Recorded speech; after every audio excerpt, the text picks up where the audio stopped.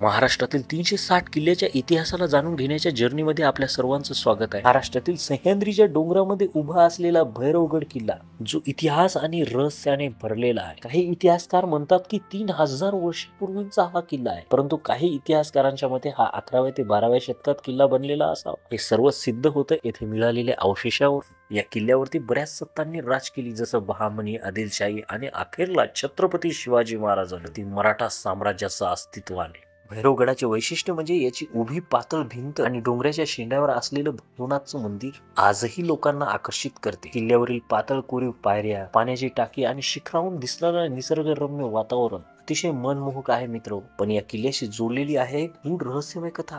असं म्हणतात की इथं रात्रीच्या वेळी अजूनही भैरवनाथाचे नगारे वाजलेले ऐकूया। इतिहास, गूढता आणि रोमांच जाणून घ्यायचा असेल तर भैरवनाथ किल्ल्याच्या मोहीमचा अनुभव घ्या। तर या किल्ल्याचा इतिहास इथंच संपतो मित्र। हा तुम्हाला किल्ला कसा वाटला